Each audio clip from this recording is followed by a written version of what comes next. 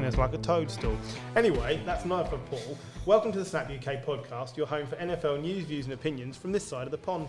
Check us out online at thesnappodcast.com and join in with the debates and random nonsense at The Snap UK. Thank you. The fact it takes you guys 2 beats every week to remember I'm not going to do it. Well, just do it one day. It's our name. Maybe I will. It's our name. Tonight at Mansion Green, I don't have Paul because, as previously discussed. Burst pipe. Yep, burst pipe. But I do have John and James to accompany me. We're going to divert from our usual folly at this point to discuss the final game of Week 17, a game that so far remains unfinished and now we know will remain unfinished. Bills at Bengals was this week's Monday Night Football, and if you hadn't heard, the game was just 9 minutes old, the Bengals leading 7-3, when Damar Hamlin was unfortunately injured and required urgent medical care for cardiac arrest experienced on the field after being blocked by T. Higgins and receiving a helmet to the chest. He is currently in an ICU, in an artificially induced coma. I believe he is now in a far more stable condition, but on the field he wasn't able to breathe for himself. They had to do CPR. This was not a pretty sight in this game, and it has pulled a lot of people together. There's been some wonderful charity fundraising by visiting his Just Giving page to buy toys for disadvantaged children, and a lot of fan bases coming together to sort of pray for his general well-being, stadiums being lit in Bills blue, unity throughout the league, bearing in mind everyone knows this is a dangerous sport, but no one really expects this for a man who's 24. No, it's horrible to see on the field. It's horrible for obviously himself, his friends, his family, and his teammates who had to witness it. I don't suppose, like you say, it's the last thing you imagine happening when you go onto a field of play as a player of any sport. We've soccer fans amongst us remember not too long ago Christian Eriksen suffering similar fate, and thankfully he's now back and playing. But it was tough to watch in the first place. Won't be watching it again, that's for sure. I think, like I said on Twitter, all our thoughts are with him and everyone connected to him. I think you mentioned it there, the fundraising. I think before Christmas he set that page up to raise something like $2,500, and I think at last count it was about 3.3 million. It's gone to 4.5 million. 4.5 million now, which is incredible. I think you look at some of the generosity of not just fans, but also players like Andy Dalton who have given to it. I remember once when the Bills fans got behind his charity after his antics got the Bills into the playoffs the first time in God knows how long. It's nice to see players remembering that and also getting behind it. But yeah, horrible thing to say. I do say that I think 2 things spring to mind. One, if that's going to happen to you, there's probably no better place than if it happened than on the field, surrounded by some of the best trained medical staff in the world. Credit to them. And secondly, I don't know who made the decision in the end, whether it was the NFL or whether it was the coaching staff, but for whoever did, I'm thankful that they didn't carry on the game. I think it was the players. It seems that if it was the players went to the coaches and the coaches went to the NFLPA and the NFLPA went to the NFL and said, we're not coming back out because Monday Night Football, they want the money, but some things are more important. I mean, that is mostly conjecture, but that does seem to be the way it's been decided. All the players from both teams pretty much said, we're all right. Yeah. And it seems as if the game will now be forgotten and erased effectively from the schedule because they cannot fit it in before next week. Both teams are in the playoffs. There's so little riding on it, seedings, if you like. But a week off for the Bills is what's riding on it. But so there's bigger things, quite frankly. There are. With that difficult news still in mind, we will now return to our standard format of piss-taking, general obscenity and amateur information mixed with our personal vendettas in an effort to lighten the mood, which we could all do with. We've all gone back to work this week after Christmas. We're all in a happy, happy place. Gary can't even be asked to be here. Nope. Frankly, lazy. Really is the most depressing time of the year, though, isn't it? Yeah. See, I find that's the run-up to Christmas. I'm now watching it in the rearview mirror and I'm starting to feel light about it. But yeah. Actually, the NFL is the only thing that gets me through this time of the year. I mean, do you want to talk about your family Christmas on the podcast? Not really, no. Okay, just checking, John. I've had it up to here about listening to his ballad. You don't like it being rammed down your throat. No, you don't, do you? No. Okay. Let's hark back to last Thursday night football. Cowboys 27, Tetons 13. The Tetons now clinging to the playoffs in week 18, coming up against the Jags, which we will get to. But are the Cowboys Super Bowl outsiders? They're 12-4. No. They won this game without Tony Pollard. Well, I don't care. They won this game without half the Titans' offense. Yeah, exactly. You look at who they're playing. Okay, you can only beat who you're playing. Can you fluke to 12 wins? Yeah. I think 2 teams have fluked to 12 wins. You're going to say the Vikings as well? Possibly. I would say this is the first week where I will concede that the Vikings are bigger pretenders than the Cowboys. I think the Cowboys are more legit. I think the Cowboys are more legit than the Vikings. I think that they're what used to be their big strengths, which was the defense. I think isn't as good as it used to as it was at the start of the season. Dak's not good. No. That's my biggest concern with the Cowboys, is that Dak isn't playing to the same standard that Kirk Cousins is, quite frankly. Yeah. You look at the stats and you compare Dak Prescott to Derek Carr, there's not a lot of difference. And I know Dak's played less games, but he's still thrown a hell of a lot of interceptions. He'll play more games by the end of the season. Yeah, exactly. Maybe we just have to, concede that, there aren't any standout teams this year, and I think that the Cowboys have to be considered Super Bowl contenders. I'm trying not to use that word, but they are contenders because they're in the dance, aren't they? And they're there. Yeah, what puts me off is is seeing sometimes the worst of the Cowboys, and as well the knowledge of the Cowboys in the playoffs, which generally is one of Tottenham-esque bottle joeing. So, and I'm presuming that the Eagles are probably going to win the NFC East, although that's no guarantee. But I mean, if they do, the Cowboys are a wild card, that means that all their games are away from home. I think the Cowboys at home versus the Cowboys away are 2 completely different teams. I agree with you, John. I think that their defense has gone off the boil. I just don't think they're doing enough in the passing game. I think that the running game's clicking, and you're playing a team that's weaker against the run. I think the Cowboys stand a good chance of beating you, but it's just Dak's not good this year. Highest pass completion rate of his career, Dak Prescott this season. He's just thrown more interceptions than he usually does. I mean, so if they're winning, he's not thrown as many touchdowns though. No, but it's actually close to his career average. It's just not as good as it had been the last couple of years.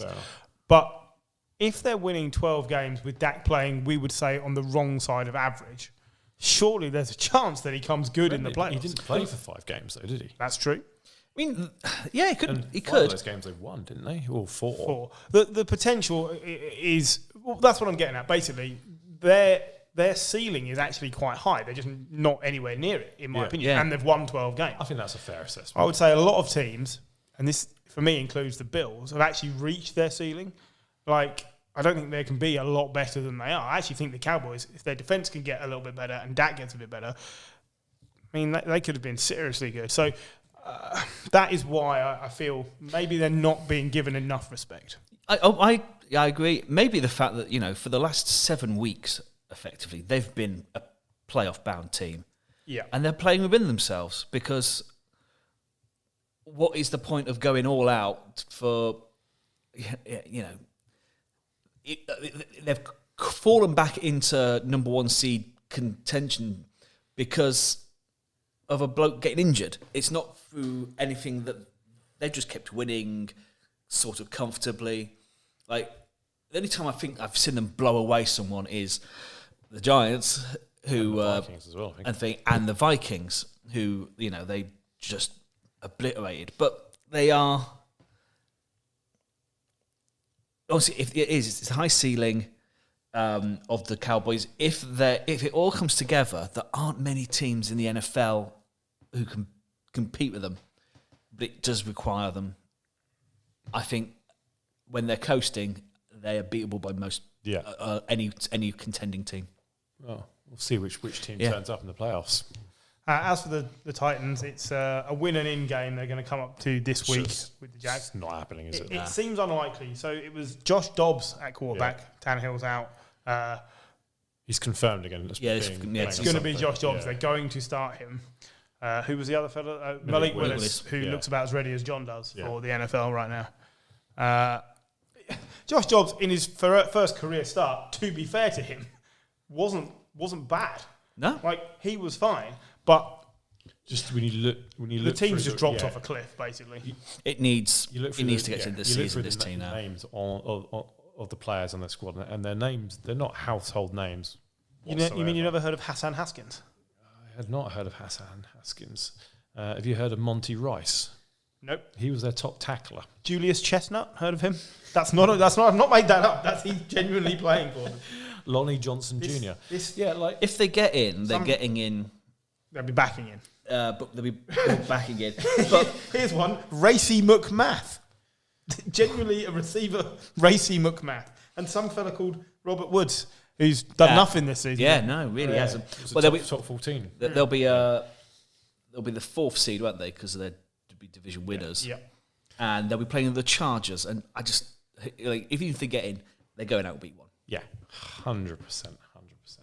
Okay, all right, fair enough. Moving on to the other team that John feels is a pretender. Vikings an undeserved 17, Packers 41. Packers now winning in for week 18. Vikings losing seeding spots rapidly despite having sewn up the division. As I said, finally prepared to concede. It may be a bit of a mirage. It's been a beautiful thing to see them win 8 games by 1 score. But they still have a negative point differential, quite a big negative point differential. To be fair, your projection was just that they'd win the division. I said they would win the division. I don't think I said anything about the playoffs. I certainly didn't have them winning the whole thing. So,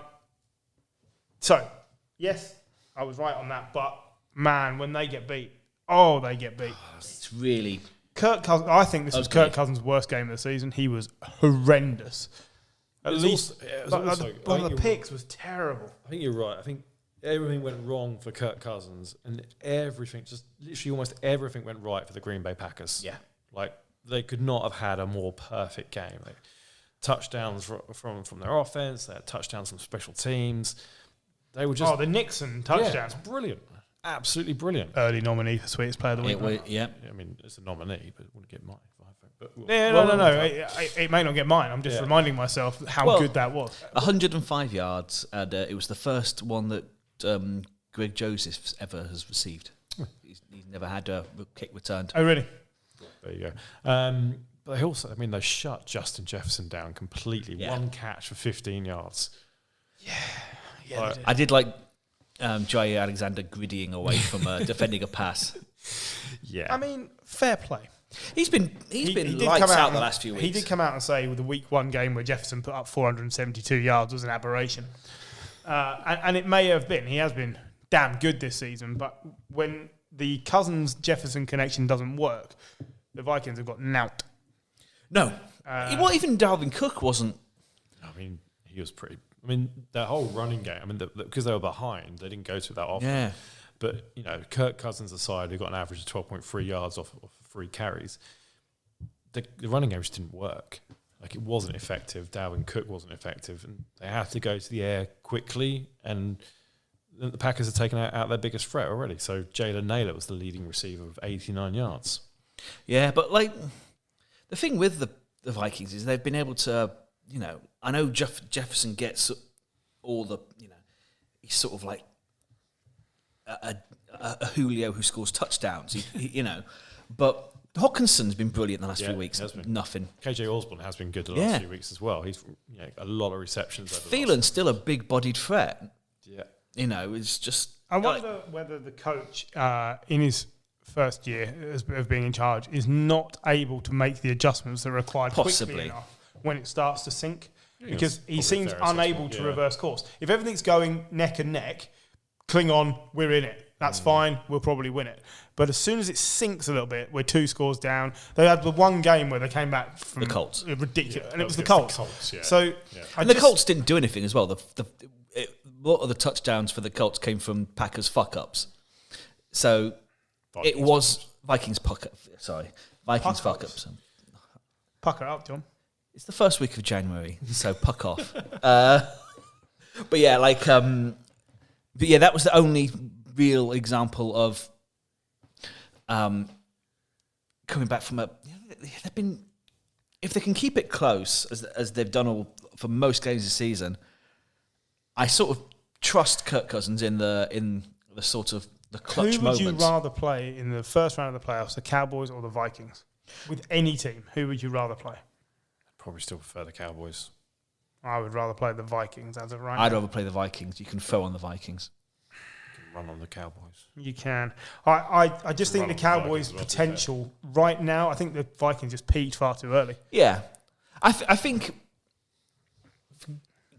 going forward, like for the Vikings, if they can keep adding to this team, build a defense, get a, if they can look upon, like the Cowboys looked upon their defensive coordinator, not look, but,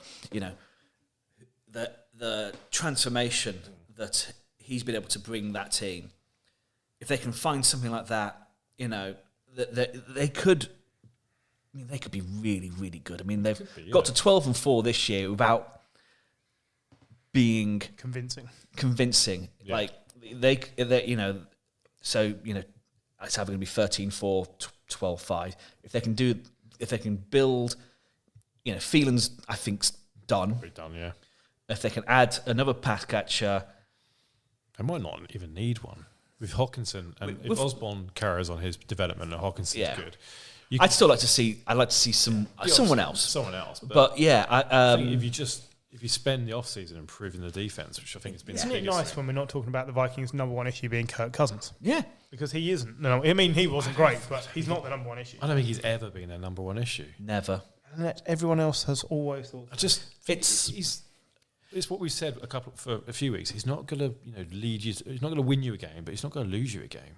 Right. Well, this season he has won them games, but he hasn't been winning games in tandem with Jefferson. But I just think with a good defense, the Vikings could be almost unstoppable. It seems that the relationship with Zimmer had got toxic. I think Zimmer going and this O'Connell coming in is the best thing for all parties. It seems to have worked. Let's see them build on it, and as well. Like they can just obliterate. They can create points like that. If it goes right in the playoffs. I mean, at the moment, their third seed, they would play the Giants. So, once they that is a good segue there, John. So, look at that. Colts 10. Giants a magnificent 38. Giants solidify the playoffs for the first time since 2016. Brian Daboll doused in champagne or Gatorade or something. The Colts solidify how useless they are. Nick Foles seemed to lose his soul and then have a man celebrate over his grave. Sorry. Which it's not funny. It's not funny, but it's kind of funny. I mean, it is funny because he's okay. I mean, he may have a rib injury and they may be forced to start Sam Ellinger this week, which is funny because we already know how terrible he is. I mean, God, they could go to Matt Ryan. Matt, I'm not the problem, Ryan. Yeah. Because let's just bear in mind, every time they've benched him, they've been worse. So he isn't the issue. Let's ignore the Colts. Everything they've done this season is an aberration, and I'm disgusted that they don't have the number one pick. But let's talk about the Giants. Well, when Reich was fired, they were 3-3-1. They are now they've won 4 games. 4-11. And the one they did win was a comeback win against the Raiders, because everyone gets a comeback win against the Raiders. They are an appalling franchise. It's rotten from the head up. Head down, even. Say head up. Really bad hair, like me. But Ursay's lost his mind this summer. Your team, your and Paul's team. Yeah. Perhaps that's why Paul's not here. He's just too excited. Yes, he was very excited on Sunday. Oh man, you can tell from the texts. Oh, it's a good time. Like, when was the last time we scored? This is the first time we scored over 30 points this season. I don't know if we did it last season. I'm going to suggest we didn't. So pretty safe bet. This was an actual Daniel Jones game. You get one or two teams every season have a player who has a Tom Brady game or an Aaron Rodgers game. This was a Daniel Jones game. He just took over. Yeah. It was brilliant. 2 through the air, 2 with his legs. We've been joking, saying, well, you're going to end up re-signing him for next year. If you re-sign him and Saquon together and keep the kids together, I don't have a problem with that. I don't think it should preclude you looking for a successor, but I don't have a problem with it because on the open market, is there going to be anything a lot better? Well, no, that's the issue, isn't it? I think he's also realistic to not ask for stupid money as well. Like, I hope he knows he's not an Aaron Rodgers or Patrick Mahomes or one of those. He's probably sensible enough to go, all right, I'm not going to get $45 million a year. I might get $30 million on a short-term contract. And then that means he can invest more money into Saquon Barkley, and you can carry on investing into other areas of the team, wide receiver being one of them. So it could work out quite well for the Giants if we see this Daniel Jones on a consistent basis. If we see the one from last season or the season before where he's constantly fumbling and falling over his own 2 feet, then that's an issue. But yeah, this one, great. It was a great performance. The last time we scored 30 points was in a defeat, 37-34 to the Cowboys in 2020. Wow. It's I'm not going to get too excited because of just how abysmal the Colts are. Yeah. But I don't see an issue in signing Daniel Jones to a short, a 2-year. If you can get a 2-year deal, maybe where he's, I think not 2 or 3 year, 2 or 3 year deal, obviously not fully guaranteed, but limited amounts of guaranteed money. Is it not a good thing that the Giants are playing their best right now? Like they've gone through their trough, and now they're coming back out the other side. Just as I was saying, maybe the Vikings peaked too early. The Giants have a chance here to be reascending as the playoffs hit. This is a good thing, right? Yeah. No, I mean... if the Giants played the Vikings tomorrow, that's a tougher call than it was 4 weeks ago. I don't think I'd prefer to play the Cowboys than the Giants. All right, if the Giants played... Yeah, no, I'm just saying. But whichever, it's a tougher out, certainly for the Vikings for me, than it was a few weeks ago. I think the difference with the Cowboys is you play them twice a season. Yeah. That just tightens everything up for me anyway. But against the Vikings, 4 weeks ago, I'd have said not a chance. And now I would say very much a chance. And a lot of the difference makers on defence are back from injury. Mm-hmm. I mean, did you see Dexter Lawrence this week bulldoze 2 men, pushing one of them into Foles? First, it was, No, I told you, I was too busy laughing at Kayvon Thibodeau, celebrating the fact that he eviscerated a human being. Aside, at one point, Thibodeau was literally living in their backfield. He was just all over. They couldn't block him, and when they tried, they couldn't block him. Yeah, no, he was ridiculous. He was brilliant. Was having McKinney back. These are good players. I mean, I still, you look at it going, Isaiah Hodgins, Richie James. The offense. Yeah, but it's working. They're getting more out of that than they ever got out of Golladay and Kadarius Toney. Mm. Oh, yeah. It's all about the personnel and how they react to the environment. Yeah, definitely. Rather than outright skill if your mindset is wrong. But no, that's it. But yeah, I'm even a pick 6 by Landon Collins coming in from the cold. Awesome. Great. All I can say for this season is I've enjoyed watching my own team, and I've not done that since 2016. Brian Daboll, shout for Coach of the Year. I mean, has to be in the mix. Has to be in the mix. Definitely one of the favourites. Absolutely. Yeah, If they win a playoff game, he'll nail on winning. Yeah, but, absolutely. He's got to be in the top 3 or 4, without doubt. Yep. Okay. We hired the right Brian after all. Yeah. You did. You really did. Dolphins 21, Patriots 23. Defensive touchdowns keep the Patriots in the 7th seed. And the Finns slide, that's 5 in 5 defeats. But they're still the favourites for me to get in next week, just because of the matchups.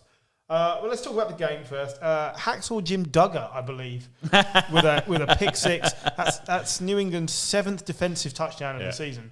Well, Mac Jones has only got 9 offensive touchdowns this season. It's crazy. I think we've had 1 on special teams as well. So more than a third of our touchdowns have come on defence and special teams. got to score from somewhere. It doesn't Yes. really matter where, does it? No. I mean, it kind of does, but like if you are getting points from your defense, that's just a good defense. There's no taking away the fact that if the Dolphins had Tua in this game, then this game probably isn't close. You're probably No, right. you can only play what's in front of you. Yeah. We all know this. Bridgewater didn't have a great game. And then broke his finger Yep. on someone's helmet, which sounds awful. It does sound And, painful. And they don't know whether he's going to play next week either. I don't think he is. They're prepping Skylar Thompson. So that would be awesome because I could do with the Jets winning next week against the Dolphins. That would make life much easier. So Patriots basically now are winning in. Problem is they've got to beat the Bills. You beat the Bills, doesn't matter what anyone else does, you are the 7th seed. Now, again, it won't matter. You'll probably play the Bills or the Chiefs the following week and get dicked anyway. But here's the thing. For Belichick, it doesn't matter whether they go out this week, next week, or the first round of the playoffs. If they don't win the Super Bowl, it doesn't count. That's how he looked at it. I would agree with you if that was 5 years ago. I do think he's more realistic now to expect not to win the Super Bowl. See, I don't think he is yet. I think he is. I don't think he's that. I don't think he came into the season going, right, we're going to win the Super Bowl. I mean, you'd have to be half crazy or suffer from dementia, which both might be right for Belichick. But I don't think he realistically thought with that team and also with that coaching staff that he was going to win the Super Bowl. He put that team and coaching staff together. I know, but there might be a long-term plan. I've just noticed Mac Jones has 11 passing touchdowns this year, which is less than Carson Wentz. Yeah. He's how many interceptions is he on now? 9? 8? 9? Because at one point he had way more interceptions than he had touchdowns. 8. Right. Okay. So he has reined that in. You do have the most the most potent defense and special teams. Oh yeah. Like on two, if there's 3 aspects of a ball game, 2 of them you are way out in front of everybody else. I don't know about everybody else. I don't know about that. In terms of scoring, defense and the special teams are good. We do give up some ridiculous defensive plays over the middle, but that happens. Purely in terms of scoring, we're miles. That's what I'm about. Yeah. And the special teams, the kick returns and stuff like that, they've been brilliant. Nick Folk has missed a couple of bad kicks recently. I think he missed an extra point in this one. He missed a field goal last week. It's a shame because he had been so reliable the last couple of seasons, and I think that might be something they look to address because he seems to be sliding, and I don't think you get to do that forever. No. But yeah, generally speaking, 2 of the facets are excellent. Let's say good to excellent. And one of the facets is piss poor. It's appalling. And, Ramondre Stevenson did nothing this week, really. The Dolphins are a decent run defense, but they're not brilliant. They're just decent. And if he does, usually if he doesn't cook, we don't go anywhere. So, like I say, it was a defensive steal in the end. As for the Dolphins, a 5-game slide. I mean, talk about backing into the playoffs. It's just not good enough, is it? If they come up against the Jets this week and they win and they get into the playoffs, it'll be the same fate that awaits the Patriots. Whichever one of these teams, if either of these teams finishes 7th, they'll be out in the first round because neither of them can compete. I couldn't agree more. They need another season to gel. They need a quarterback who's going to be there for 17 games of the season. Unfortunately, I thought Tua has obviously had his best season, but he's not had a season where he's fully fit. The greatest ability is availability, and therein, go on. Yeah. been able to turn invisible. And realistically, Teddy Bridgewater is a good backup, a solid backup. I mean, he's great to come in for a patch, but if you're relying on him for more than 2 games in a season, then that's going to be a problem, I think. Yeah. So I think it'll come down to the off-season. They've got a big decision to make on Tua because it's his first year where he can be offered a contract. What do you think? I wouldn't. I'd leave it. I think they'll leave it as well. I don't think he's getting a contract extension. I think if he's any good next year, they'll just franchise tag him. Yeah, absolutely. Well, they can offer him a contract after the 4th year. I can't see it happening. No, it would be a mistake. Yeah, and I like him, but it would be a mistake. Absolutely. Well, he's still got the 5th year option as well. But we also don't know if he's even that bothered about playing. There keeps being these rumours that he's like getting beaten up here, man, getting concussed. He's made plenty of money. The problem is he is getting beaten up. He is getting concussed. There's 3 concussions this year. There's the hip issue from his first year. The back injury. Back injuries. we've seen it before with other quarterbacks. Sam Bradford. Who never recovered. Never recovered from. Was it Christian Ponder that just gave up in the Ponder, league and said, yeah. I'm just getting hammered here? Exactly. Was it him or was it the other fella drafted that year for the Titans? I mean, I'd almost say the same about Jimmy Garoppolo as well at this point. If he, Jimmy G's biggest weakness is the same as Tua's, just not always available. That's exactly it. And you can't How do you just how can't do you win. plan around that? No. Can't really win a Super All Bowl right. playing two quarterbacks in a year. You've got to have consistency there. Yeah. Well, unless you're the Eagles, Wentz and Foles. Right. Well, let's finish off this part of the AFC East talk. Jets were technically in the hunt, despite some shonky quarterback play this season. They've been getting the best out of Mike White last week, and then Mike White put on his Zach Wilson shirt, and he came up very short here. Jets 6, Seahawks 23. The Geno revenge game was in full swing. Let it be known this was Geno's wrath. So the Jets were eliminated from playoff contention, which is bad news for Salah. I don't think it is. Only on the basis that somebody is getting fired on this Jets team because of Zach Wilson. Well, when you say someone, do you include the playing staff in that? Because I think that's the issue, isn't it? Someone, yeah. I don't. The draft from the GM this Joe year has been Douglas? it's been brilliant. And, he didn't draft Zach Wilson. No.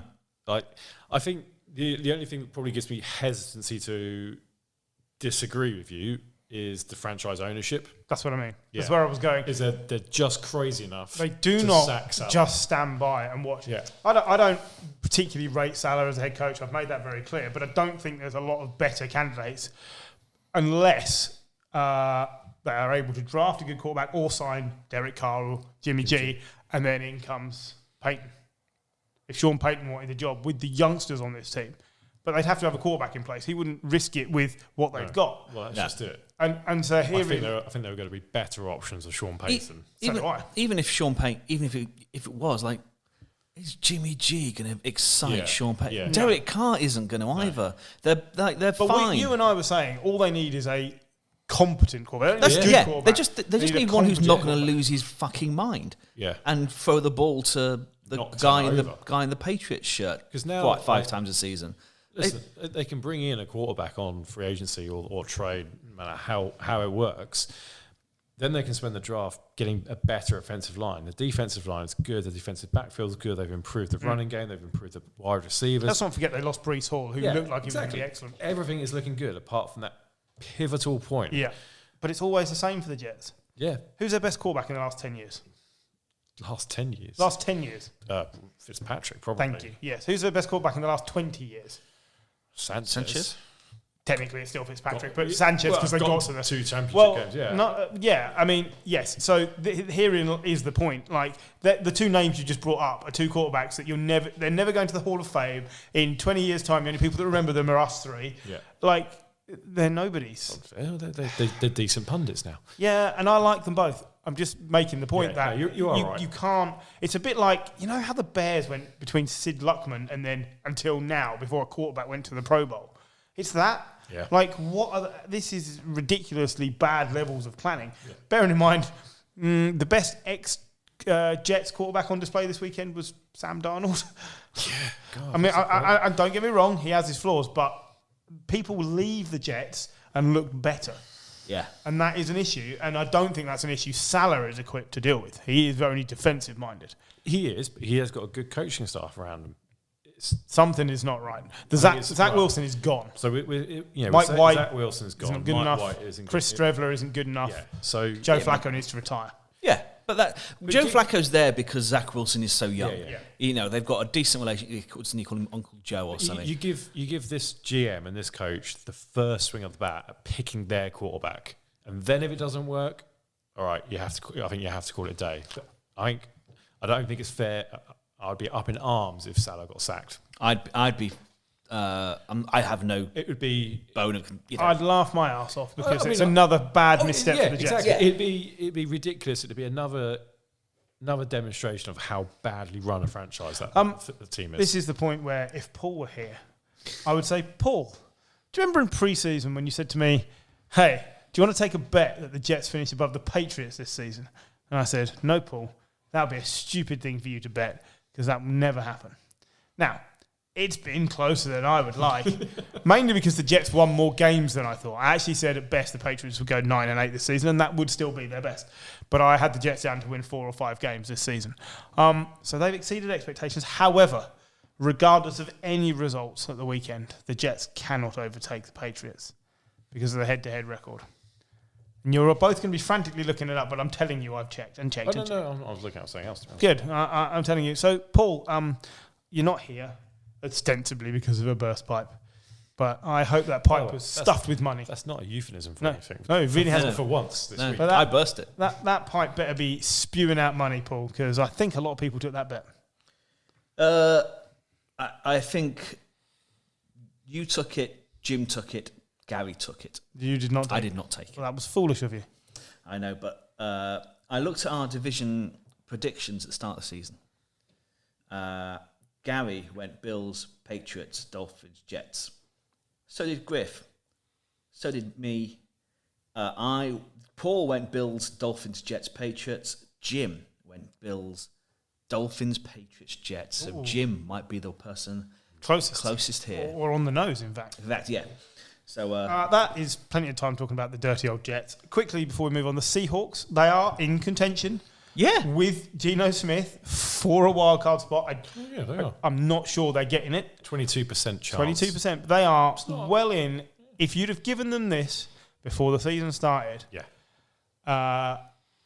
then they would have taken I guarantee you look at your predictions there for the NFC West, none of us would have had 3 or 4 wins we had them down for. But then we also thought they were starting original Geno or Drew Lock. Yeah. Not Super Geno. I think we all. I was assuming Drew Lock. I think we all were, because he was part of the trade. Don't forget, he was part of the trade. God, as well. Like, if you look at who they've got this week. Well, we will come to that. So but yeah, they could. They are realistically, they are in contention this week, and I mean that's brilliant. They're in the 7th seed, aren't they? Yeah, they are. They are there. It is brilliant. Brilliant. Yeah.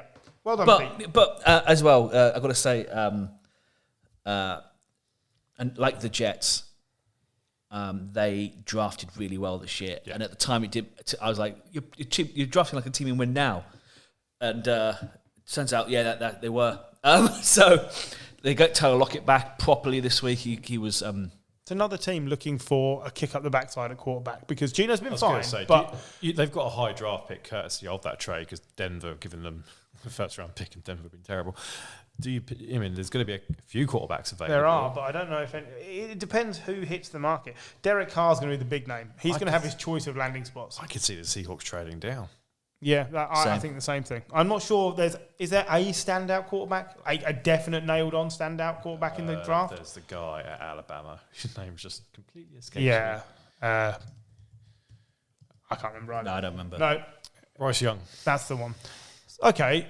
So, but the fact that you couldn't remember his name tells me how standout he is. No, I mean he is. I mean, there's Bryce Young, there's CJ Stroud, there's Stroud, Will Levis, General Booty. He is not in contention to be a first round pick. That is a shame. What about mobility? But there are 3 quarterbacks who probably will go in the top 10. So it's up to the Seahawks if they want to be there and get one. They're in a great position to do that. If they think Geno's the man, they can trade down and get a whole bounty of picks. And still pick up a youngster to sit behind Geno. They can pick up an amazing defensive player. Yeah. I'd like to see them carry on building. I think me too. There were a couple of players short of becoming a brilliant defence. I think if you replace Geno with a brilliant quarterback, I don't think you get into Super Bowl yet with this team. But if you build the team a little bit more and then put in a quarterback, you could quite quickly go to being a brilliant team. Yeah. Okay, Jags 31, terrible Texans 3. It's going to be Jags Titans in week 18 for the AFC South. Texans, are they now assured of the number 1 pick? Or if they win this week and the Bears lose, it's between the two of them? It's between the two of them. I don't think they're assured of it. Are they not? I don't know. Well, if the Texans win and the Bears lose, the Texans are 3-13-1, whereas the Bears would be 3-14. Yeah, that's right. So it would be Bears. Yeah. So the Texans will be looking to lose out this week because that is all they're doing. Well, unfortunately, if they're doing that, they're playing the Colts this weekend. It's the 2 shittest teams. It's the ultimate toilet box. It's literally, it might finish 3-0. I'm looking forward to that game. Any team would be lucky to score that 3 points. I think it could be 3-3. A tie would be amazing. But yeah, like Okay. But they both they drew early in the season, didn't they? Yeah, they did. yeah. Let's not discuss the Texans. We know they're terrible. It doesn't matter what they do. They're going to be awful again next year. Well, after a few good weeks where it looked like they were Playing well, but getting beaten. but they just couldn't get out of their own way this week. It was fucking appalling. I don't think the Jags played particularly well. No. And have gone on to beat them 31-3. Racked up 31-3. Yeah. You say they didn't play particularly well. Look, they played fine. ETN was excellent. It's one of his better games. Lawrence continues to get better every week. Yeah. Doug Pederson is doing his thing. They're going to go into the playoffs. They also did rest a lot of their team in the second half. Second half, but they're going to go into the playoffs. I can't see the Titans having enough. 100%. I completely agree with you. And unlike the Patriots and the Dolphins, who I've said would get blown out straight away, I don't think you want to play the Jags right now. Jags are a wild card. I really don't think you want to play them. Yeah, and they could be playing a home game as well. Yeah, true.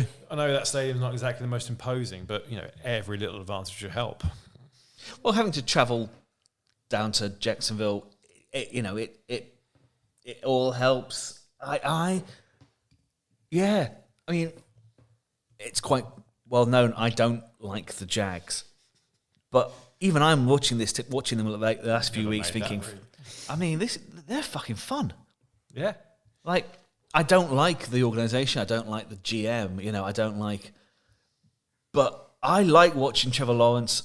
He's been brilliant. I like watching ETN. There's a lot of that. There's some players on that defense that are exciting to watch. I think they've also got the most underwhelming number one pick in terms of hype that's ever existed. We've mentioned Trayvon Walker once this season. Yeah, not a lot. No, he's had a couple. He's been fine for the most part. If it all stays the same, Jags would be playing the Patriots. Yeah. No, I got that the wrong way around. The Jags would be playing the Chargers. Yeah.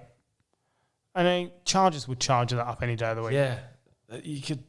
You could see that happening. Oh, I could absolutely see that happening. Another team in contention for the wild card spot is the Steelers. The Ravens are already in, so Steelers 16, Ravens 13. Steelers need a lot of things to go their way this week. They need practically everyone to lose. And then they have to win. They're playing the Bengals. No, they're playing the Browns. The Browns, sorry, who don't have anything to play for. I can absolutely see the Steelers winning. I don't think they're going to get all the other things to go their way. Again, we'll get to it in the second half. But what a brilliant job by Mike Tomlin. Mike Tomlin won't be in the Coach of the Year contention. They were so terrible in the first. 2-6. They were 2-6. They were awful. They were Texans bad in some of their games. Yeah. And he has proved what a brilliant players coach he is. So I wanted to credit that. The Ravens are staggering into the playoffs. I know they haven't got Lamar, but they just look out of ideas. The legs have gone completely. Yeah. The most exciting thing this weekend. What was the most exciting thing in the Ravens game this weekend? It was the return of Poe, the preseason mascot who got injured in a preseason game. Tore his Achilles. Came out and leapt out of a wheelchair and did his little dance and then watched him lose. Fair enough. I didn't even know that, but yeah. No, they reintroduced him thinking they were going to win this weekend and then they didn't. So that went really well. Anything else to add on this particular AFC North clash? I mean, Amari Cooper is low-key brilliant this season. Yeah, he wasn't playing in this game. He wasn't playing this game. They could have done with him because... Sorry, I've got... Come on, John. Wait. It's because we were just talking about the Browns and then I got confused. The top two receivers... Pickens is very, very good. Pickens is good. Top two receivers, the Ravens about to say, are both tight ends. Between Mark Andrews and Isaiah Likely, has 12 catches out of 14. Yeah. I mean, and then Deshaun Jackson, who's 60 now? He's still quicker than me. 80% of the league, but Okay. It's hard to get excited about either of these teams, but as I say, I can't. It's your job, John, to get excited about. Pick one. Which one's your favourite? The Steelers or the Ravens? He famously doesn't like the Steelers either. Yeah. No, but I did predict them last week to go into the playoffs, which was folly.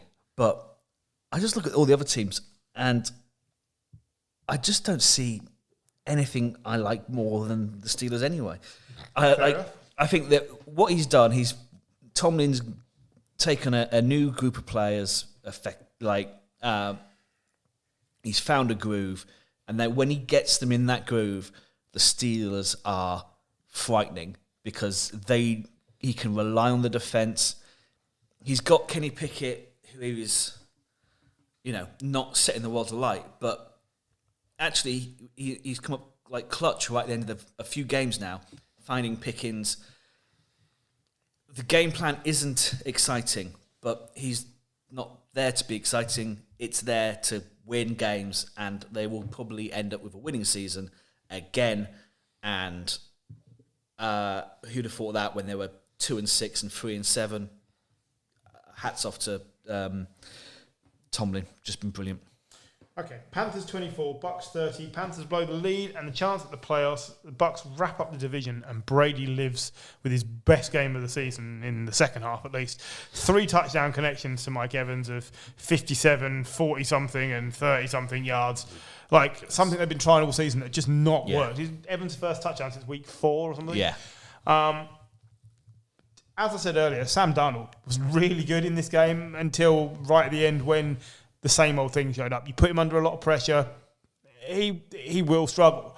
But when he's in his groove, as you just said, with the Steelers, Darnold's been all right. Yeah. He's been a serviceable quarterback for the Panthers. Bearing in mind, they started Baker. They then went to PJ Walker because Darnold was injured. They've been on a decent run, and Darnold has by far excelled over those other two. By miles. Him and the coach have come in and taken they fired their coach. They got rid of their best player. They've been fine. Better. They've been better. Yeah, of course they have. Their running game has been excellent without CMC. Yeah, no, and as well, for the Bucks, I mean, they do have a brilliant defense who can put. I mean, he's still on his first contract, Darnold, isn't he? He's still a young player. Despite the fact that he's looks a bit grizzled now with his beard, but plays better with the beard, man. Yeah, no. You mentioned it earlier, Mike Evans. It's his 9th straight 1,000-yard receiving. It's Hall of Fame. He's going all the way. Yeah, he's absolutely brilliant. And even I still think this is a bad Bucks team, and we've not got peak Tom Brady anymore. He still gets the job done. Yeah, so I can agree more. He's Hall of Fame worthy for me. He's absolutely brilliant. If we can make Johnny Manziel a first-round pick as a big, he absolutely did. He can make Brady look still alive as a quarterback. 207 yards Mike Evans had this week. 3 touchdowns. Wow. You had him in Chris your fantasy Godwin had league. 120 as well. He had 54, 55 fantasy points, Something ridiculous. If you had him in your thing and you played him, because some people won't have played him because he's been quite quiet this season. He's just been amassing yards. The Bucks could conceivably back into the playoffs with an actual losing record. They're 8-8. They're going to win the division, but they are massively unconvincing. However, you still don't want to play Brady when he's playing like this. 432 yards, 3 touchdowns, no picks, never looked in trouble, just so calm. I don't know what it is about the Bucks that I don't trust, other than I've seen them cave this year. But I feel that right now they're rounding into form at the right time, and it's really annoying. It's really annoying. Yeah. As it happens, their playoff game will be the Cowboys, because no one's catching the Cowboys for the 5th seed. So it's going to be the Cowboys travelling to Raymond James Stadium. Which is exactly the sort of game. It's just the game that the Cowboys would lose, and Brady would have a game like this where he looks, for a while he looks like a competent but still old man, and then suddenly the defense steps out and he finds Mike Evans, or he'll find Godwin. He still has these brilliant weapons, and of course it's the playoffs, so Lenny will re-energize and reform into this good player again. Hopefully, that's the idea. Bears 10, Lions an enormous 41. Lions versus Packers for winning in Week 18, as mentioned earlier, at Lambeau.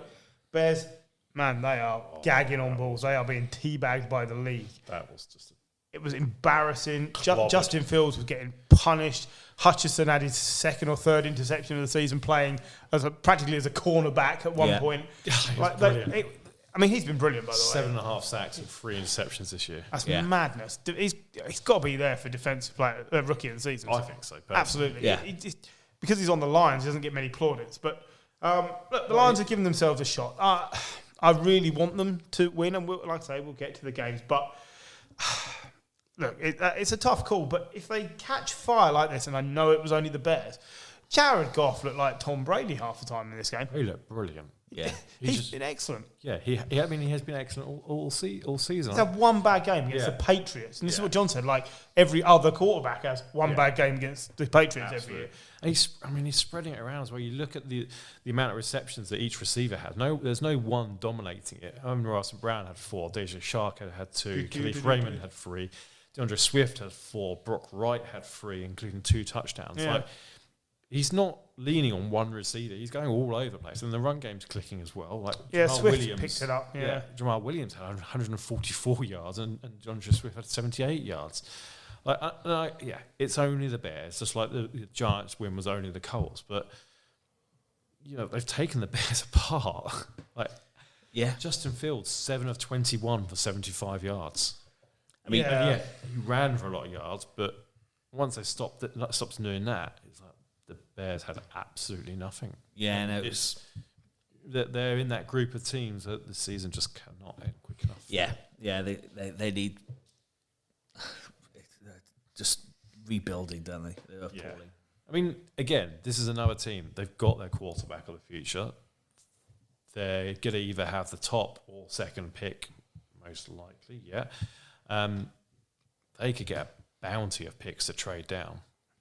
An absolute, even if it was just with the Colts at number 5, they could pick up another first rounder next year, or at least a whole load of second rounders going into this year, and that they could. Who has the better point differential this season, the Vikings or the Lions? Lions? By how many? I'd say the Lions are positive point differential. They are. They are 39 points better off this season. Wow. Because there's only been one or 2 games where the Vikings are minus destroyed. 17, Lions are plus 22. Yeah. That is the Lions insane. have scored a lot of points. Yeah. And when they've blown won, teams away. They've absolutely blown teams away. That's a big deal. Yeah. Whether they go to the playoffs or not, it really doesn't matter. This season is a success, and they must keep going. Absolutely. And this is another team with a lot of draft picks and a young team as well. Jared Goff aside, although he's not really that old. 2 first-round picks going into next year, courtesy of Matt Stafford. Again, I don't think they need a quarterback. Okay, before we go to the break, the Raiders were technically still at the dance. I think we worked out as 0.6% chance when we finished they recording were last week. Still at the dance. It was like me at any school disco. I was there. Right? 49ers 37. Great analogy. Raiders 34 in overtime. Jared Stidham, seriously impressive as the Raiders benched Derek Carr before the game. But the Raiders are eliminated. The Niners roll on. Great. They've evaluated a quarterback option for next year, and it went well. Yeah. But there's not a lot else to say, which is why this one is wrapping up the first part of a long first part of the podcast. I'm surprised they put up this many points on the Niners, but the Niners had no film to work off from Jarrett Stidham. He'd only played in half a dozen games before. He'd never started a game. I think the biggest disappointment for me as a Niners fan watching it is there's been a lot of instances this year where the defense has been average in the first half, and then second half adjustments have really made a difference, and they've absolutely kicked up again and locked teams out. Well, that just didn't happen this year. No. And maybe it's because Jarrett Stidham was completely new. But yeah, that was a concern because, I mean, actually, Devontae Adams had an amazing game. Some of his catches were amazing. I mean, one, I'd say if there's a better camera angle, it wasn't a catch. But there wasn't, so, It's the joys of the catch rule. Bitter.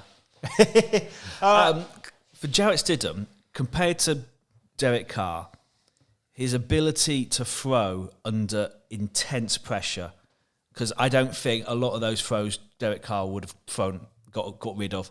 I think he'd have protected himself more, and The difference you're mentioning is a blindingly obvious one. Stidham has had 3 or 4 years to work with Josh McDaniels. He knows the system. That's why he was brought in as backup to Derek Carr.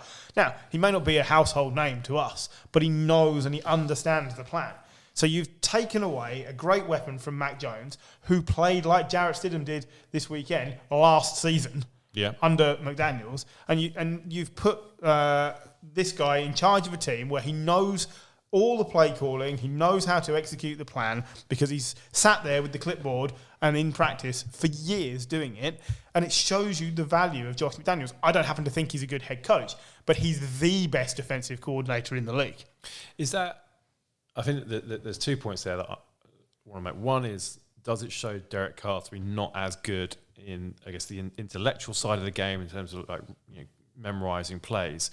And the second point is it also a bit of a slur on McDaniels in that he can't simplify the playbook? I believe it's an incredibly involved playbook, and Derek Carr has struggled to pick it up, which is why someone who's had 3 or 4 years of sitting as a backup is playing better. So is it on McDaniels then to kind of simplify and make it work, or is it on Carr to get up to speed quicker? I suspect that's where the head coaching flaw in McDaniels comes in. He can't, because it's his plan. I want it done this way. This is what I've perfected. Look what I've won. Do this. And Derek Carr's like, yeah, man, it's going to take me some time. But look what I won with Tom Brady, who grew up in that system again. Sure. But that's where the head coaching thing is a fail for me, is that he can't see beyond that bit. So that's the issue. If you're Derek Carr, looking that, he's gone. Yeah. Let's not kid. He's gone. Yeah, no, he's out of there. Well, his shirts were 50% off in the Raiders shop. He's unfollowed. Like, if he's social media, he's unfollowed Raiders. Has he unfollowed us? Yeah, he's not followed us to unfollow us, but he hasn't followed us. What a shame. What a dick move, Derek. Do you know what? Actually, I think this week has been a bad. I know he's been benched, but he's also this season has seen 2 benchings that have, like, effectively, Mariota got benched for Ridder and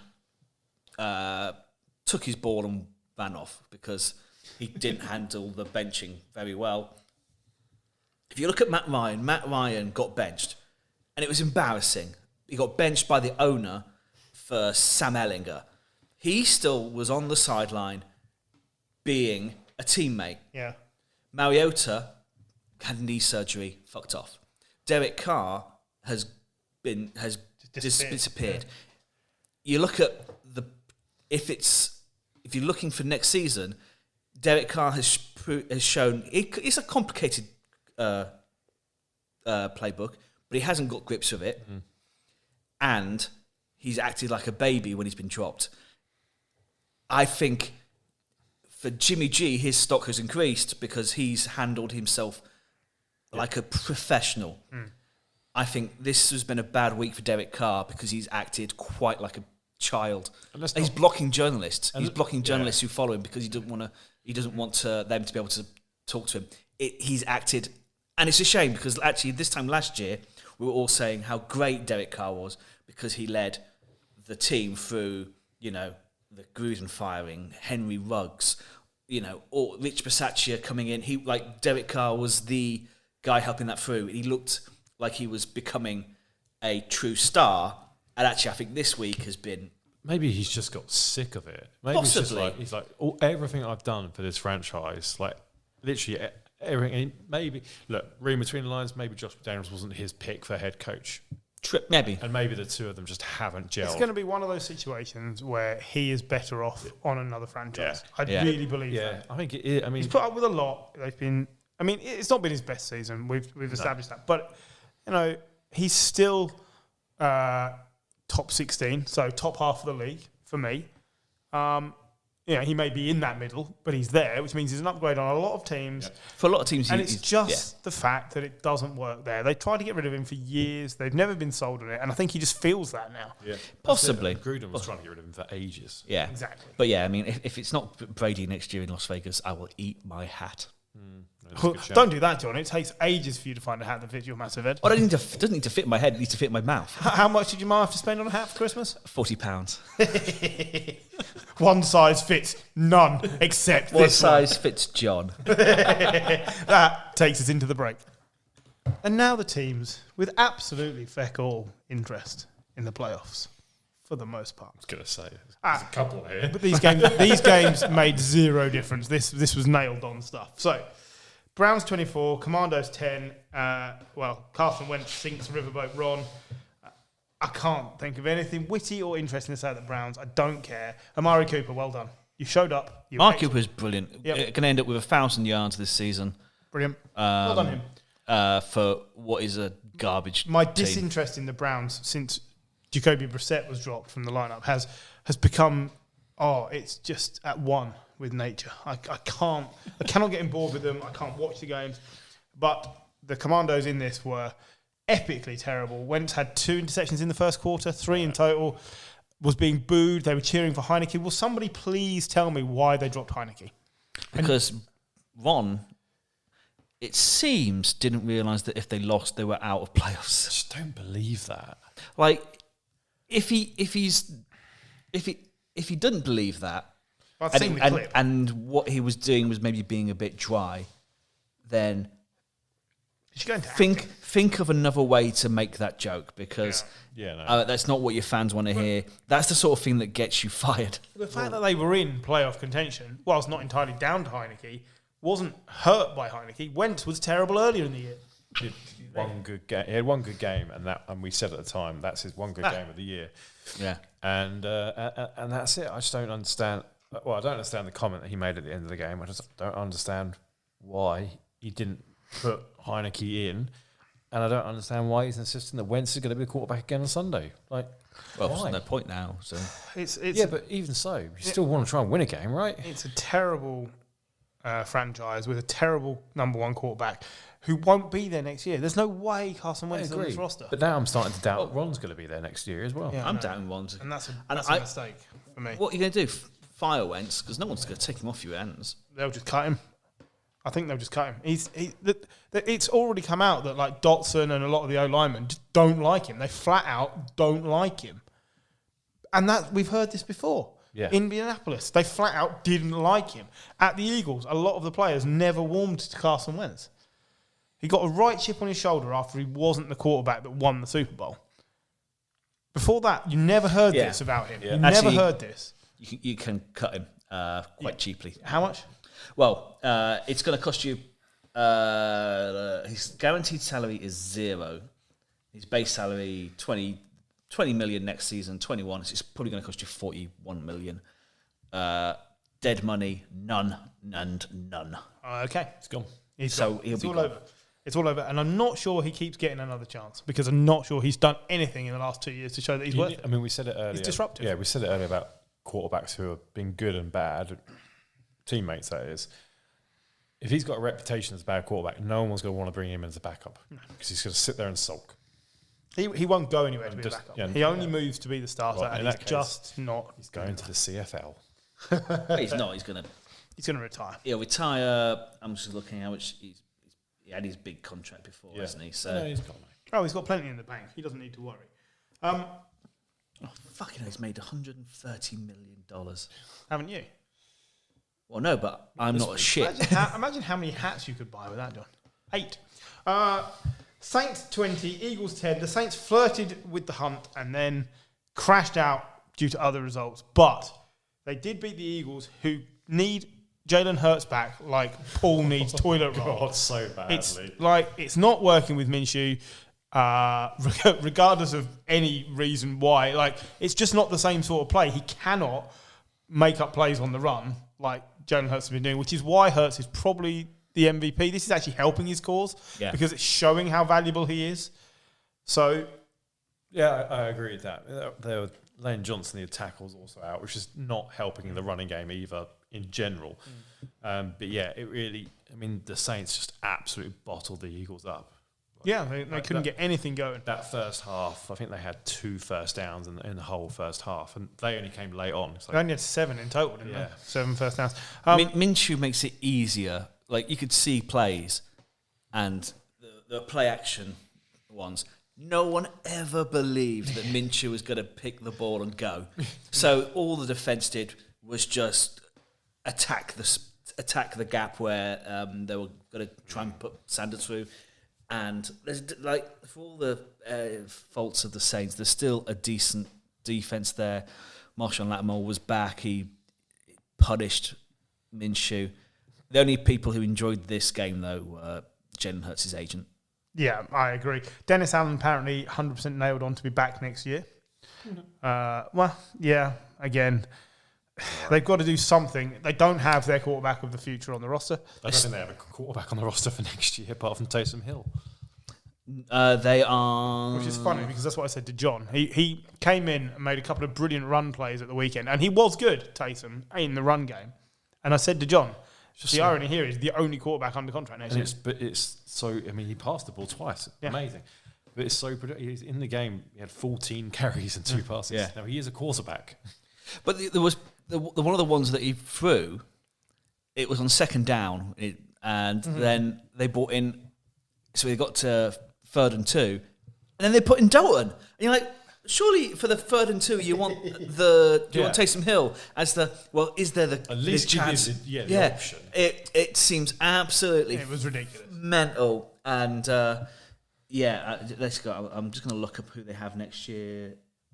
I mean, technically they still have Michael Thomas. They are still in cap hell. Yeah, they are $54 million over. That's similar to what Jim ended up when he took on this mortgage. Taysom Hill. Oh, Jameis is still on there. Oh, is he? Yeah, there you go. He doesn't want to play for them anymore. On the Eagles, Jalen Hurts aside, the injuries are starting to mount to a couple of key players. Like I mentioned, Lane Johnson, they lost Josh Sweat. Yeah, bad injury that one. Yeah, Chancey Johnson has been injured and he's been a key player for them. Have they said much about Josh Sweat? Because he was wearing his neck as an internal organ, which is never good. No, I think because of what happened in the Bills game, everyone's sort of been concerned with. I'm assuming he's not as bad, because they said he got movement in all his extremities sometime later in the day. He's to be released from hospital. He's quoted quoted saying, "I'll be back this season." One of those ones they call a stinger, don't they? Where everything just gives up. But okay, that's enough. Rams 10, Chargers 31. LA Bowl goes to the Chargers. 5th seed for now they are. Looking to keep hold of that. They can't go higher than that, but they can keep hold of that with a win. The Rams just lacking anything. Baker's fine. He's doing fine, but the whole team is just missing. You just said Eagles have had injuries piled up, but the Rams, oh my word. Decimated. 3 of us, John was pointing out before the podcast, picked the Rams to make the Super Bowl again this season. Yeah. 3 people. Who was that? It wasn't me, was it? Me, Gary, Paul. Yeah, all picked the Rams. I want to point out you did pick the Saints. You did pick the Saints. I picked the Broncos. None of us have got our predictions. There's no glory going on here. Well, we've all got at least a chance for half. But but the other half aren't even making bad. the playoffs. Yes, It's really less bad. than Super Bowl. Is the Rams franchise easy to rectify for next season and win 10 plus games? Assuming Matt Stafford comes back and he's fit. Stafford's back and he's fit. Yeah. And Cooper Kupp's back and he's fit. Mm-hmm. Potentially, yes, probably. You're not getting Aaron Donald back, I don't think. I don't think he comes back. He didn't really want to come back this year. They just paid him too much money.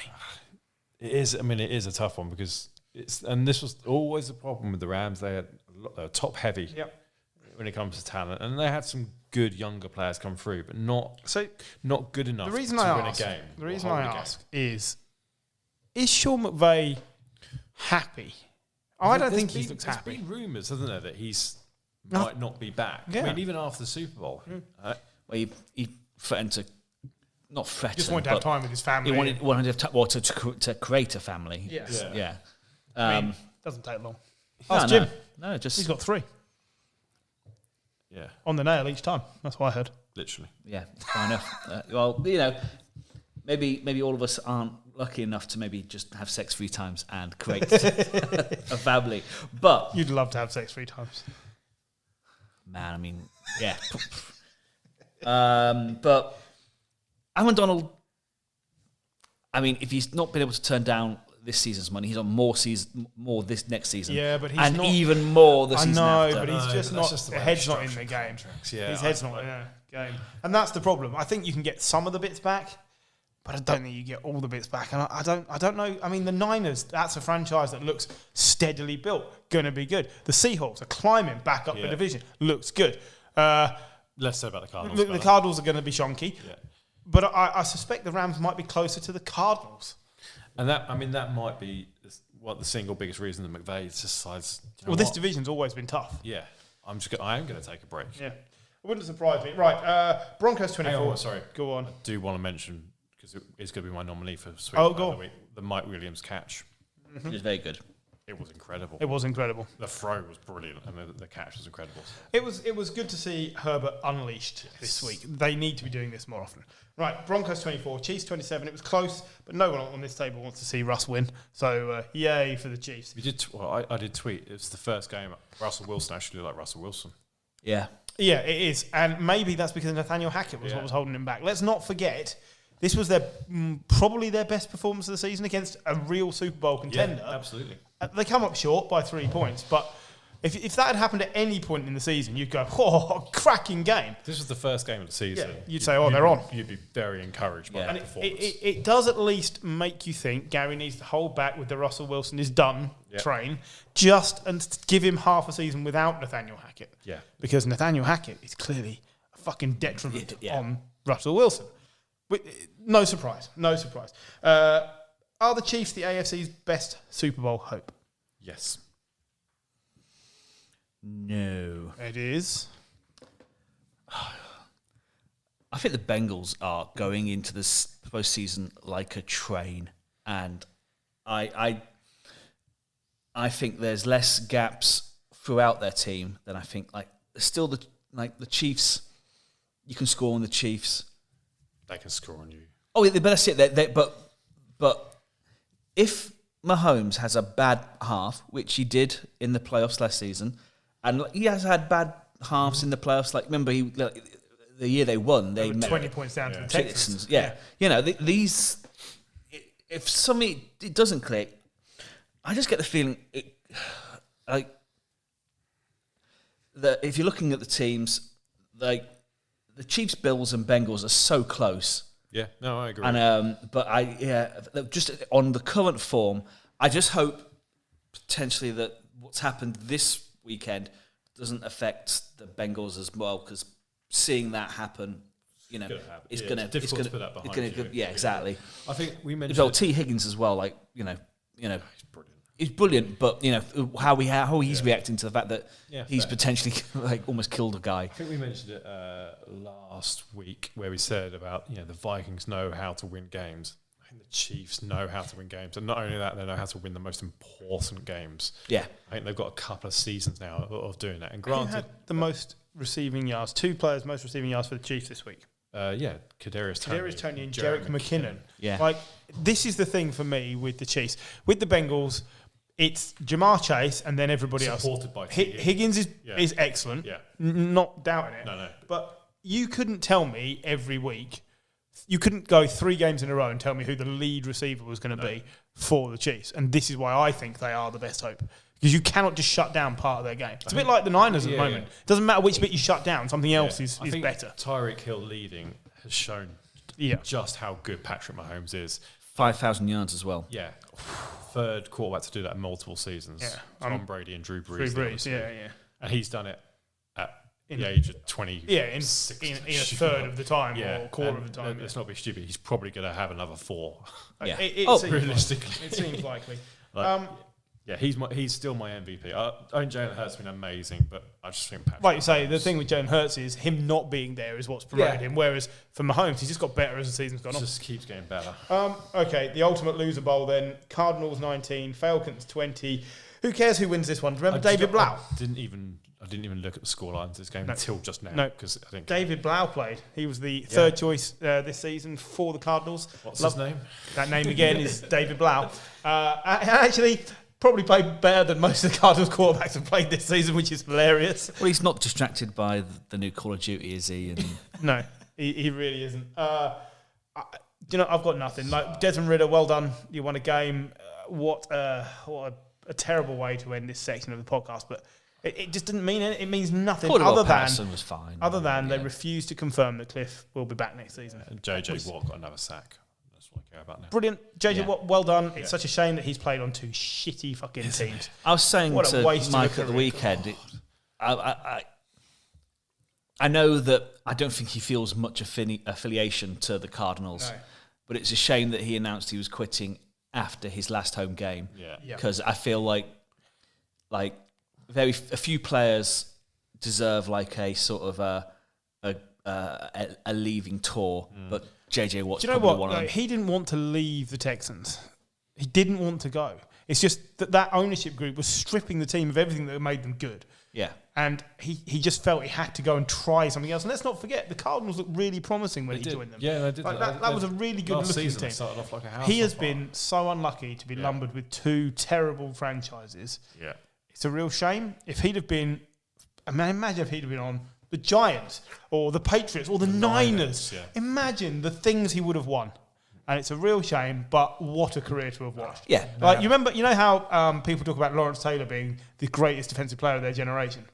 We will probably talk about JJ Watt the same way. Him and TJ Watt. Yeah. You're going to talk about them as like, do you remember when he just chased that guy? Do you remember? See, there's only one reason why the name Zach Mettenberger sticks in my head. And that's because he came out onto the field to play for the Tetons in 2014 and started taking selfies on the field and posting them online. And JJ Watt was heard to say, "Oh dear, that's fired me up somewhat," in a less polite manner, and then proceeded to just break the guy into the floor, and you never saw him again. Do you remember the 2015 when he scored 3 receiving touchdowns? yeah. Well, he was brilliant. I played a fantasy league in a fantasy league that year where you're allowed to have one defensive player, like an actual player who could score points. You know, they'd score points with interceptions or sacks. I had JJ Watt because I thought he'd get loads of sacks. With 3 receiving touchdowns as well. It was ridiculous. We found something exciting to talk about in this game. Yeah. Otherwise, not the game, but absolutely jackal. Yeah. Right, moving on. The Week 18 schedule. This is the time of the year where it's tight and exciting. There are 2 games on Saturday, which I didn't realise was a thing. I thought they all had to be on Sunday, but 2 games on Saturday, apparently. it's not a World Cup. Chiefs at Raiders. Fuck all going for it there. I mean, seeds for the Chiefs. But game of the big day. one. You'll be around at my house. We're watching the big game. It's Tetons at Jags. Who'd have thought we'd be saying that? Come on. I mean, I want to see, what's his name, Time Man of the Year wheeled out and everything. Balls. I want to see him on the screen. Like, I'm excited for this game, man. Yeah, 1 o'clock kickoff, but I will be there for you. I'll be there, yeah. I say I'm excited. It's going to be a hosing. It's going to be a 30-point win for the Jags for me. It's going to be an absolute smashing. This is one side. This could be 40-10. The only thing that would give the Titans any chance whatsoever is if Derrick Henry's fit. We don't know that yet. I think he might play, but I don't think he'll be fit. Yeah. To be fair, the defense against the Cowboys was very good. They picked Dak a couple of times. If they can, but they need to be elite, and the defense needs to be. Needs to be the best defense of the week. It needs to be, and I just don't see it. I think, Anyone not picking the Jags to win this? Gary. He's not here. Yeah. Fuck him. I might as well do it with the Chiefs Raiders. Anyone not picking the Chiefs, even though they could rest players? I don't think they will really. But I think they'll. They'll want to protect their week off. I think they'll comfortably win that. Right, Sunday then we'll march through the games. We'll pick a winner for each one, and we'll see who that leaves us with in the playoffs. Right, Ravens at Bengals. Both these teams are in.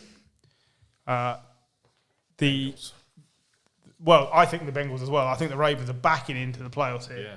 And it's just about seedings. But I think Lamar Jackson fit this week? they're already settled in the 6th seed. Sorry? Is Lamar Jackson fit for? He was on the sideline. They would be foolish to play him. They could finish as the 5th seed if they win and the Chargers lose. But it's not worth the risk.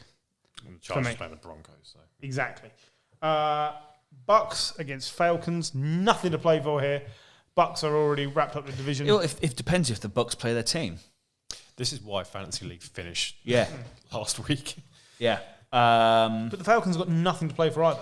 No, I know. I don't think it matters who plays. But it is still a divisional game. There's pride. Blaine Gabbert against Desmond Ridder is not something anyone wants to watch. No. It'll be fucking appalling. But it could be, it could be a Patterson game. Are you picking the Falcons? I'm going to get Bucks. Do you know what? Let's have a laugh. I'll pick the Falcons. Oh, I was going to do the same thing and have a laugh. So I will also pick the Falcons. Why not? Yeah. I reckon Mariota flies in with a cape on and runs in for a 4-yard For touchdown. this game, Gary is also picking the Titans. Patriots at Bills. No need to spend too long on this. It's going to be a hosing. The Bills will dick them. They will not rest anyone against the Patriots. No. They want that number 1 seed. It is what it is. It is. My only concern is, Josh Allen has been picked off many times. Oh no, but it's not. It's not. I have no.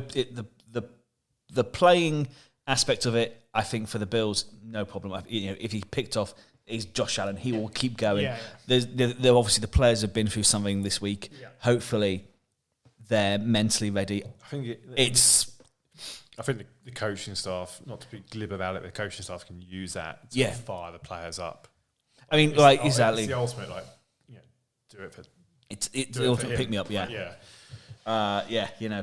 Play for Damar. So, like I say, everyone except Gary taking the Bills. Well, Gary's also picking the Titans. Vikings at Bears. Now, I will say it. This is the game the Vikings screw up. Is it? This is surely the one. No. Even they can't fuck this up. Yeah. They might make it close. It might be a 1-score game, which is the Vikings sort of because raison the irony d'etre, here would be that the Vikings could fuck this up and lose, and the Bears would then be fucking up their chances of the number 1 pick by winning. And that's a double fuckage team. I think the Vikings are going to want to go into the playoffs with momentum, and the Bears just aren't good enough to beat them. They shouldn't be. I will take the Vikings, but I think it's scary. It's the Vikings, but yeah.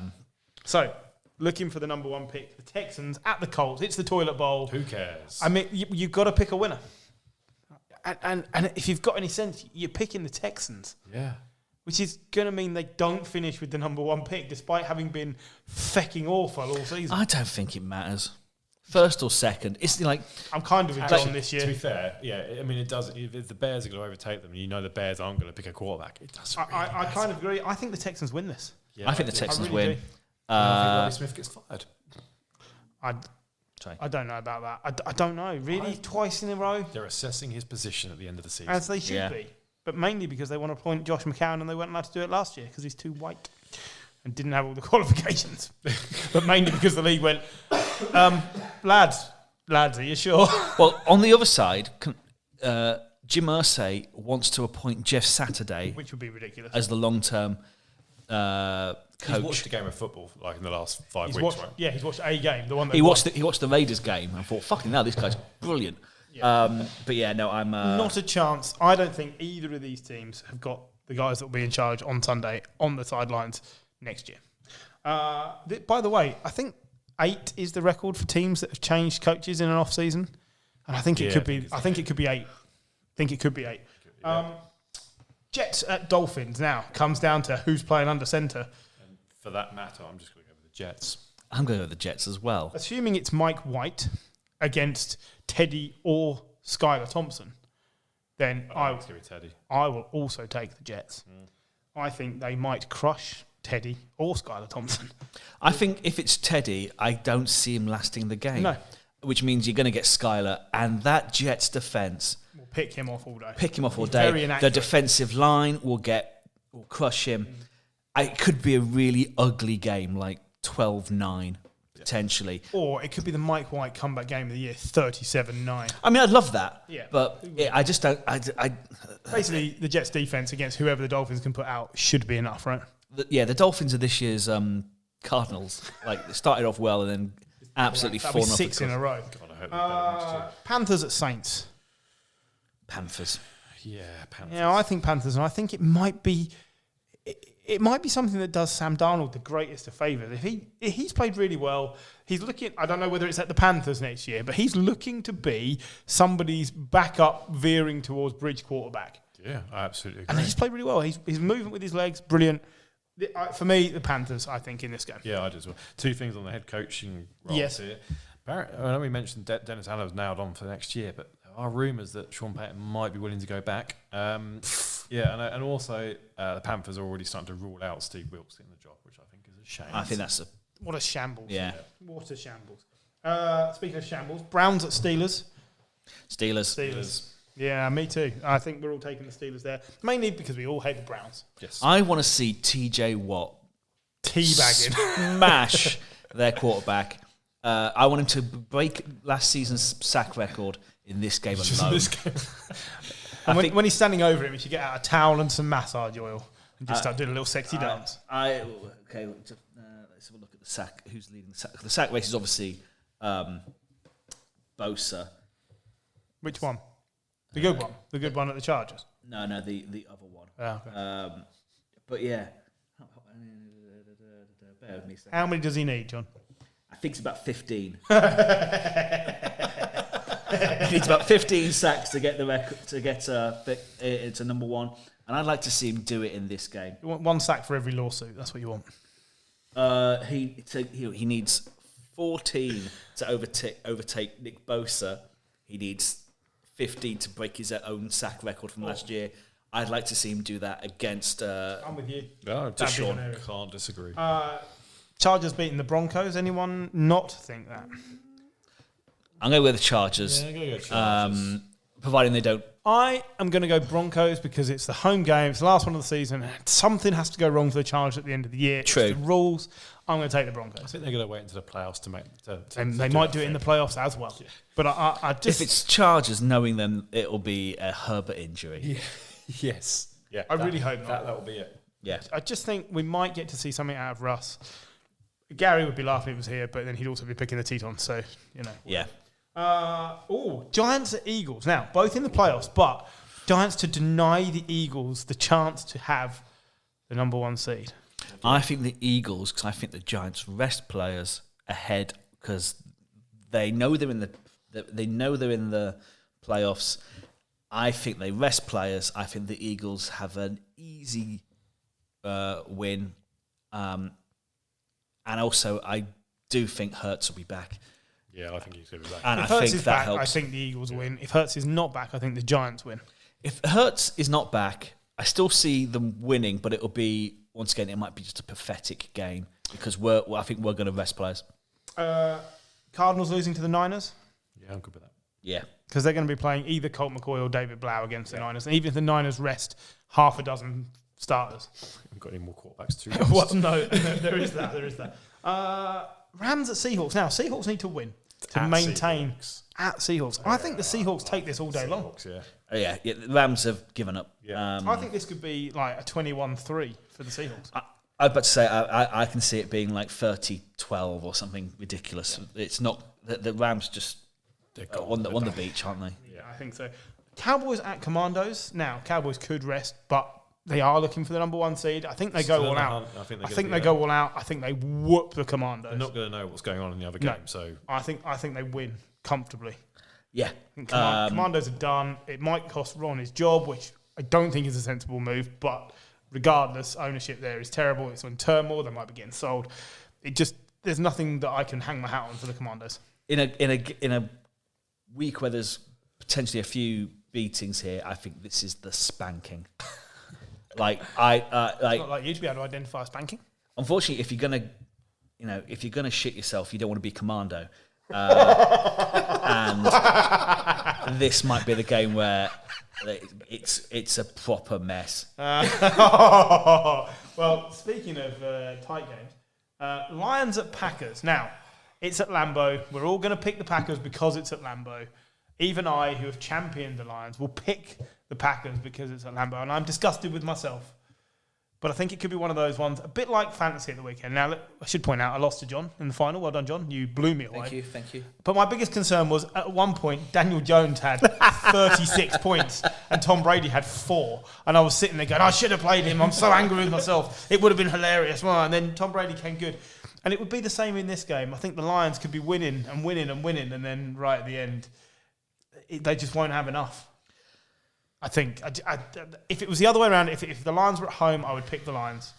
But it's so Aaron Rodgers. It's not even Aaron Rodgers. Like, Aaron Rodgers has been fine. But he hasn't had a hero game this season. He hasn't. This could be it. The Packers' defense is looking really good, and that's what worries me. I think if this was a bowl, I would pick Jared Goff, but it's not. It's out in the air, and that's generally when Jared Goff isn't particularly brilliant. Yeah, that's the biggest problem. And for me. it's at Lambeau. Yeah. I don't want it to be. In fact, fuck it, I'm picking the Lions just because I'm going with my heart, but my head is Packers, and actually by a bit. Yeah, I'm with you on that. I want the Lions to win. We all do. We all do. Except Gary, who's picked the Titans. He's picked the Titans, yeah. Very strange. Odd decision, but yeah, it's for me, it's going to be the Packers.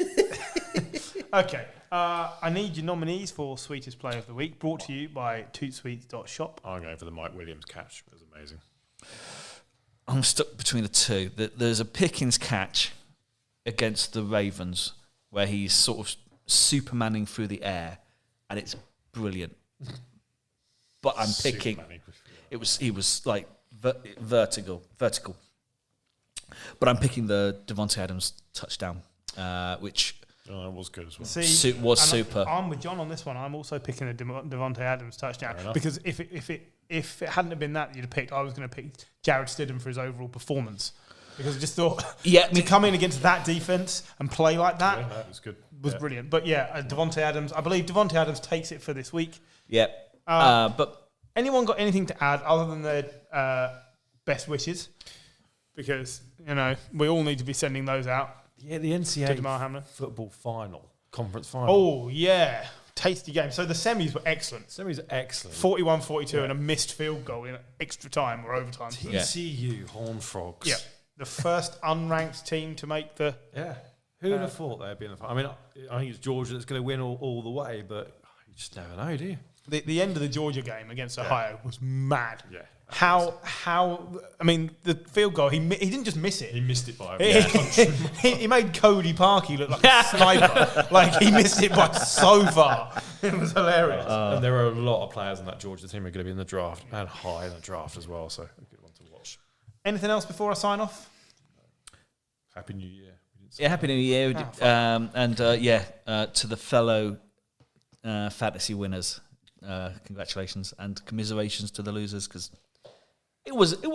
I didn't blow you away. It was 20 points, which is not. It did not help when Justin Jefferson scored 2.8 points. No, but I was also relying on Christian Watson, who was injured. Yeah, because, you were. I was expecting to be at Mike's house for 6. And well, I was expecting, and I wasn't because I was trapped in traffic, and I didn't want to drive and use my mobile phone because I'm not a miscreant. But at the speed you drive, you'd be fine. I drove at the speed limit. That's I'm not James Hunt, but it's. Hang on, out of all the people you could pick, James Hunt. He was quick, wasn't he? Yeah. I couldn't think of. He's been dead longer than we've been alive. I know, but he was exciting. It was. Because of that, I hadn't moved Terry McLaurin out of my flex position in my work league, so I was fuming, and also I couldn't move Christian Watson. So one of those things, but. Good season, though. Good season. You did only lose 2 games all season. That is the mark of a champion. Yeah. 3-time winner. 3-time winner in our thing. And, get a life. Some would say. Some would say, although I'd reckon those that do say that would be incredibly jealous people. Right, with that, it's time to say goodnight. Good night.